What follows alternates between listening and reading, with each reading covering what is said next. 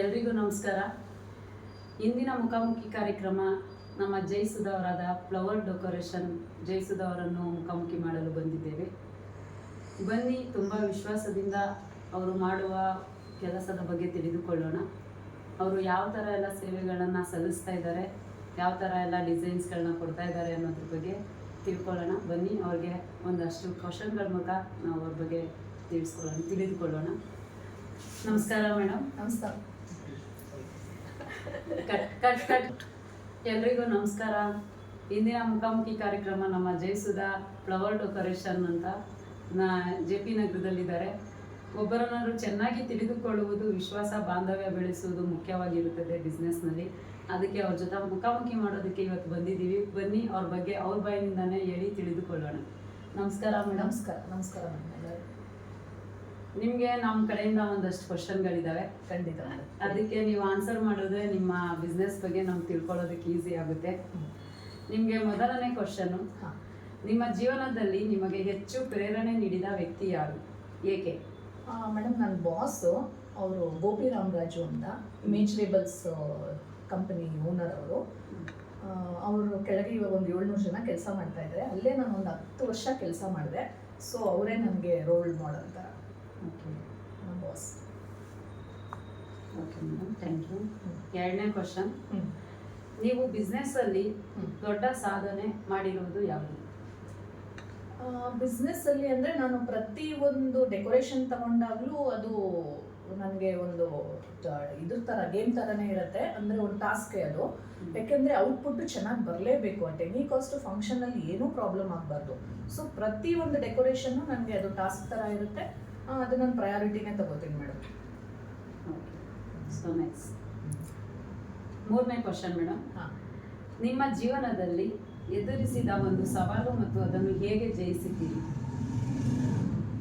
Madam, ಸವಾಲು ಅಂತಂದರೆ corona ಟೈಮಲ್ಲಿ ನನ್ನ ತಮ್ಮ ತೀರ್ಕೊಂಡ್ಬಿಟ್ಟ. ಅದು ಆ್ಯಕ್ಚುಲಿ ನಮಗೆ ಬ್ಯಾಕ್ ಬೋನ್ ಅವನೇ ಆಗಿದ್ದ. ಸೊ ಅವ್ನು ತೀರ್ಕೊಂಡಾಗ ನಮಗೆ ಏನು ಮಾಡಬೇಕು, ಮುಂಚೆ ಇನ್ನು ಹೆಂಗೆ ಅಪ್ಪ ಅಮ್ಮನ ನೋಡ್ಕೋಬೇಕು, ಅದು ತುಂಬ ಕಷ್ಟವಾಗಿತ್ತು. ಸೊ ಅದರಿಂದ ಆಚೆ ಬರೋದು ತುಂಬ ಕಷ್ಟ ಆಯಿತು. ಒಂದು ಲೈಫಲ್ಲಿ ನಮಗೆ ಟರ್ನಿಂಗ್ ಪಾಯಿಂಟ್ ಅಂದರೆ ಅದೇ ಮೇಡಮ್. ಅವ್ನು ತೀರ್ಕೊಂಡಿದ್ದೆ ನಮಗೆ ತುಂಬ ಒಂದು ಲಾಸ್, ಬಿಗ್ ಲಾಸ್. ಅಂದರೆ ಅದು ನೀವು ಕರೋನಾ ಟೈಮಲ್ಲಿ ನಿಮ್ಮ ತಮ್ಮ ತೀರೋಗಿದ್ದು ಯಾವ ರೀತಿ ಲಾಸ್ ಆಯಿತು ಮೇಡಮ್ ನಿಮಗೆ? ಮೇಡಮ್, ಈಗ ನಾವಿಬ್ಬರು ಹೆಣ್ಮಕ್ಳು. ನಮ್ಮ ತಂದೆಗೆ 3 ಜನ ಮಕ್ಕಳು ಟೋಟಲು. ಒಬ್ಳು ನಾನು, ನಮ್ಮ ಅಕ್ಕ, ನನ್ನ ತಮ್ಮ. ಸೊ ನಮ್ಮಿಬ್ಬರಿಗೂ ಮದುವೆ ಆಯಿತು. ನಾವು ನಮ್ಮ ಸಂಸಾರದಲ್ಲಿ ನಾವಿದ್ದೀವಿ. ಈಗ ಅಪ್ಪ ಅಮ್ಮನ ನೋಡ್ಕೊಳ್ಳೋದು ನನ್ನ ತಮ್ಮನೇ. ಅವನಿಂದ ಮದುವೆ ಆಗಿರಲಿಲ್ಲ. ಸೊ ಇವಾಗ ಅವನೇ ಅಲ್ಲಿ ಮನೆಗೆ ಪಿಲ್ಲರ್ ಅಂದಾಗ ಅವನಿಲ್ಲ ಅಂದರೆ ಅವ್ರ ಪರಿಸ್ಥಿತಿ ಏನಾಗುತ್ತೆ? ಮತ್ತು ನಮಗೂ ಒಂದು ತಮ್ಮ ಅನ್ನೋದು ಕಂಪಲ್ಸರಿ ಬೇಕು. ತವ್ರ ಮನೆ ಅನ್ನೋದು ತುಂಬ ಇಂಪಾರ್ಟೆಂಟು. ಸೊ ಅವ್ನು ಇಲ್ಲದೆ ಇರೋದು ನಮಗೆ ಕಂಪ್ಲೀಟ್ ನಿಲ್ಲ ಆದಂಗೆ ಆಗೋಯಿತು. ಅಪ್ಪ ಅಮ್ಮನ ಹೆಂಗೆ ನೋಡ್ಕೊಳ್ಳೋದು, ಇನ್ನು ಮುಂದೆ ಹೆಂಗೆ ಅನ್ನೋದು ಒಂದು ಕ್ವಶನ್ ಮಾರ್ಕ್ ಥರ ಉಳಿತು ಮೇಡಮ್ ನಮಗೆ. ಈಗ ನೀವು ಹೇಳಿದ ಪ್ರಕಾರನೇ ನಿಮ್ಮ ತಮ್ಮ ತೀರೋದ್ರು. ಅವಾಗ ನಿಮಗೆ ಒಂದು ಬಿಸ್ನೆಸ್ ಅನ್ನೋದೊಂದು ಬ್ಲ್ಯಾಂಕ್ ರೂಪದಲ್ಲಿ ಬಂತು ನಿಮಗೆ. ಹೌದು. ಮುಂದೆ ಯಾರು ಇಲ್ಲ ಸಾಥ್ ಕೊಡೋದಕ್ಕೆ, ನನಗೆ ಒಬ್ಬರೇ ಏನು ಮಾಡಲಿ ಅನ್ನೋದೊಂದು ಯೋಚನೆ ಹಿಡಿತು ನಿಮಗೆ. ಮತ್ತು ಇನ್ನೊಂದು ಹೇಳಬೇಕಂದ್ರೆ ಅವನಿಗೆ ಈವೆಂಟ್ ಮಾಡಬೇಕು ಅಂತ ತುಂಬ ಆಸೆ. ಅವನು ತುಂಬ ವರ್ಷದಿಂದ ಹೇಳೋಣ, ಅಕ್ಕ ನಾವು ಈವೆಂಟ್ ಮಾಡೋಣ, ನಾವು ಅದರಲ್ಲಿ ಸಕ್ಸಸ್ ಬರುತ್ತೆ, ಇಬ್ಬರು ಸೇರಿ ಮಾಡೋಣ ಅಂತ. ಆವಾಗ ನಾನು ಇಲ್ಲ ಕಣೋ, ಅದೆಲ್ಲ ತುಂಬ ರಿಸ್ಕ್ ಇರುತ್ತೆ, ತುಂಬ ವರ್ಕ್ ಹಾರ್ಡ್ ಮಾಡಬೇಕು, ನಾವು ಅದನ್ನು ಟಚ್ ಮಾಡೋದೇ ಬೇಡ, ಈಗೇನು ನಾವು ಕೆಲಸ ಮಾಡ್ಕೊಂಡು ಹೋಗ್ತಾ ಇದೀವೋ ಅದನ್ನೇ ಮಾಡ್ಕೊಳ್ಳೋಣ ಅಂತ ಪ್ಲ್ಯಾನ್ ಮಾಡ್ತಾ ಇದ್ವಿ. ಆಮೇಲೆ ಅವ್ನು ಹೋದ್ಮೇಲೆ 2020 ಅವ್ನು ತೀರೋಗಿದ್ದು. 2021 ನಾನು ಇದನ್ನು ಸ್ಟಾರ್ಟ್ ಮಾಡಿದೆ. ಅವನದೇ ಪ್ರೇರಣೆ ಅಂತ ಅನ್ಕೋಬೋದು ಮೇಡಮ್. ನಿಮಗೆ ಮತ್ತೆ ಜೀವನ ಆರಂಭಿಸುವ ಅವಕಾಶ ಸಿಕ್ಕರೆ ಏನು ಬದಲಾಯಿಸುತ್ತೀರಿ?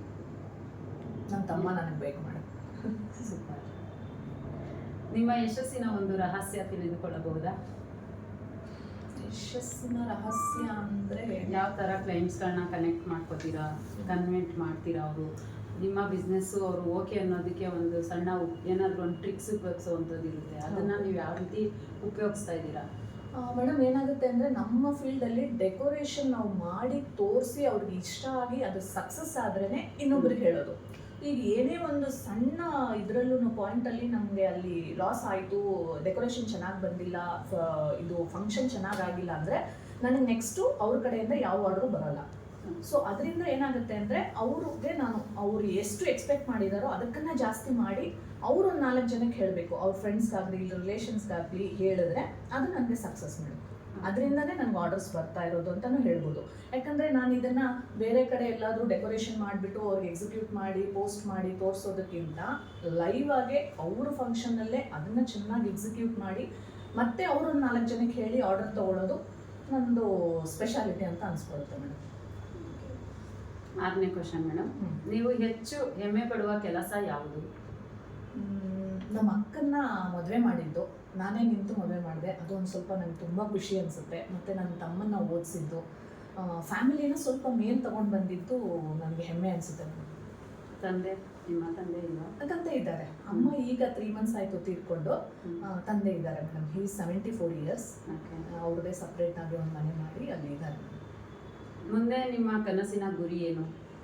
ಕನಸಿನ ಗುರಿ ಅಂದರೆ ನಾನು ಈ ಡೆಕೋರೇಷನ್ ಫೀಲ್ಡಲ್ಲೇ ಒಂದು ಲೆವೆಲ್ಗೆ ಹೋಗಬೇಕು. ಏನಪ್ಪ ಅಂದರೆ ಈಗ ಫ್ಲೋರಲ್ ಮ್ಯಾಜಿಕ್ ವಿತ್ ಜೈಸುಧಾ ಕೊಟ್ಬಿಟ್ರೆ ನಾವು ಇನ್ನೇನು ಯೋಚನೆ ಮಾಡೋಂಗಿಲ್ಲ, ಅವ್ರು ನಮಗೆ ಎಕ್ಸಿಕ್ಯೂಷನ್ ಚೆನ್ನಾಗಿ ಮಾಡಿಕೊಡ್ತಾರೆ ಅನ್ನೋ ಒಂದು ಹೆಸರು ನಾನು ತಗೋಬೇಕು. ಅದೇ ನನ್ನ ಫೈನಲ್ ಸ್ಟೆಪ್ ಮೇಡಮ್. 8ನೇ ಕ್ವಶನ್ ಮೇಡಮ್, ಹಾಂ, ನಿಮ್ಮ ಬಿಸ್ನೆಸ್ ಅಥವಾ ವೃತ್ತಿಯಲ್ಲಿ ನೀವು ಯಾವ ಮೌಲ್ಯವನ್ನು ಹೆಚ್ಚು ಪಾಲಿಸುತ್ತೀರಿ? Customer satisfaction madam. ಸೂಪರ್. ತಂಡದಲ್ಲಿ ಒಳ್ಳೆಯ ನಾಯಕನ ಗುಣಗಳು ಯಾವುವು? ಬೆಸ್ಟ್ ಅನಿತಾ ಮೇಡಮ್, ಇನ್ನೇನು ಹೇಳೋಂಗಿಲ್ಲ. ಅಲ್ಲ, ಇವಾಗ ನಿಮ್ಮ ತಂಡದಲ್ಲಿ ನೀವು ನಾಯಕರಾಗಿರ್ತೀರಾ, ಅದರಲ್ಲಿ ನೀವು ಯಾವ ಗುಣಗಳನ್ನ ಆರಿಸ್ಕೊಳ್ತೀರಾ? ಅಂದ್ರೆ ನಾಯಕ ಯಾವ್ಯಾವ ಗುಣದಲ್ಲಿ ಇರಬೇಕು? ಮೇಡಮ್, ಫಸ್ಟು ನಾಯಕ ಅಂದ ತಕ್ಷಣ ಕೆಳಗೆ ಅವ್ನು ಇರೋರ್ನ ಚೆನ್ನಾಗಿ ಅರ್ಥ ಮಾಡ್ಕೋಬೇಕು. ಅವನು ಆ ಜಾಗದಲ್ಲಿ ಅವ್ರ ಜಾಗದಲ್ಲಿ ನಿಂತ್ಕೊಂಡು ಅವನು ತಿಳ್ಕೊಂಡು ಮಾಡೋ ಅಂಥವನ್ನೇ ನಾಯಕ. ಈಗ ನಾವೇನೋ ಪ್ರೆಷರ್ ಬಂತು ಆ ಕಡೆಯಿಂದ ಡೆಕೋರೇಷನ್ ಬೇಕು ಈ ಟೈಮಿಗೆ ಮಾಡಿ ಮುಗಿಸ್ರು ಅದು ಇದು ಅಂತ ಹೇಳೋದಲ್ಲ. ಅವನ ಜಾಗದಲ್ಲಿ ನಾವು ನಿಂತು ಯೋಚನೆ ಮಾಡಿ ನಾವು ಇದನ್ನು ಮಾಡೋಕ್ಕಾಗತ್ತಾ, ಮತ್ತೆ ಅವನ ಕೈಯಲ್ಲಿ ನಾವು ಮಾಡಿಸ್ಕೊಳ್ಳೋ ಕೆಪಾಸಿಟಿ ಇರೋದು ಒಂದು ಅಡ್ವಾಂಟೇಜು. ಅದೆಲ್ಲ ಇಂಪ್ಯಾಕ್ಟ್ ಆಗುತ್ತೆ. ಇವಾಗ ನಿಮ್ದೊಂದು ತಂಡ ಇದೆ ಅಲ್ವಾ ಬಿಸ್ನೆಸ್ ಅಲ್ಲಿ? ಹೌದು. ಆ ನಿಮ್ಮ ತಂಡದಿಂದ ಏನು ನಿರೀಕ್ಷಣೆ ಮಾಡ್ತೀರಾ? ಆನ್ ಟೈಮ್ ನಾನು ಏನು ಟೈಮ್ ಹೇಳ್ತೀನೋ 7:30 ಅಂದರೆ 7:25 ಅವರಲ್ಲಿ ಇರಬೇಕು ಸ್ಪಾಟಲ್ಲಿ. ಮತ್ತೆ ಕಂಪ್ಲೀಷನ್ 8:30ಗೆ ಮುಗಿಬೇಕಂದ್ರೆ 8:15ಗೆ ನಾವು ಸ್ಪಾಟ್ನ ಬಿಟ್ಕೊಟ್ಬಿಡ್ಬೇಕು. ಅದು ನನಗೆ ತುಂಬ ಇಷ್ಟ ಆಗುತ್ತೆ.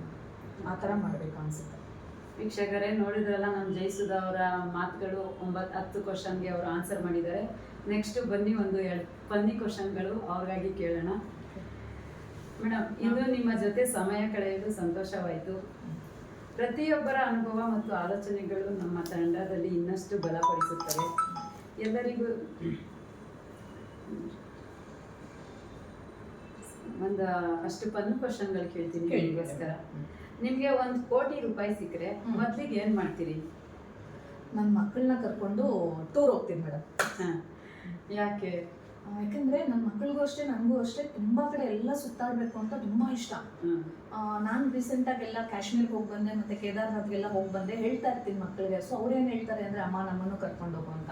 ಅವ್ರು ಒಂದು ಏಜಿಗೆ ಬರೋ ಅಷ್ಟರಲ್ಲಿ ನಾನು ಅವ್ರ ಜೊತೆ ಓಡಾಡೋಕ್ಕಾಗುತ್ತೋ ಇಲ್ವೋ, ಸೊ ಈಗಲೇ ಮಾಡಬೇಕು ಅನ್ನೋದು ನನಗೆ ಆಸೆ ಮೇಡಮ್. ಸೂಪರ್. ನಿಮ್ಮ ನೆಚ್ಚಿನ ಸಿನಿಮಾ ಅಥವಾ ಹಾಡು ಯಾವುದು? ನನಗೆ ಪವನ್ ಕಲ್ಯಾಣ್, ಪ್ರಭಾಸ್ ಅಂದರೆ ತುಂಬ ಇಷ್ಟ. ಅದು ಬಿಟ್ಟರೆ ಕನ್ನಡದಲ್ಲಿ ನನಗೆ ಹಳೆ ಹಾಡು ಎಲ್ಲ ಇಷ್ಟ ಮೇಡಮ್. ಯಾವುದಾದ್ರು ಒಂದು ಹೆಸರು? ಆಕಾಶ ದೀಪವು ನೀನು. ಒಂದು ದಿನ ಮುಖ್ಯಮಂತ್ರಿ ಆದರೆ ಮೊದಲು ನಿರ್ಧಾರ ಏನು ತಗೋತೀರಾ? ಎಲ್ಲ ಲೇಡೀಸ್ಗೂ ಅಟ್ಲೀಸ್ಟ್ ಅವ್ರಿಗೊಂದು ಲೋನ್ ಕೊಟ್ಟಾದರೂ ಏನೋ ಒಂದು ಬಿಸ್ನೆಸ್ ಮಾಡಬೇಕು ಮೇಡಮ್. ಅವರು ಮನೇಲಂತೂ ಸುಮ್ಮನೆ ಕುತ್ಕೋಬಾರ್ದು. ಏನಾದರೂ ಅವ್ರವ್ರಿಗೆ ಎಲ್ಲ ಲೇಡೀಸ್ಗೂ ಒಂದೊಂದು ಸ್ಪೆಷಾಲಿಟಿ ಇರುತ್ತೆ. ಸೊ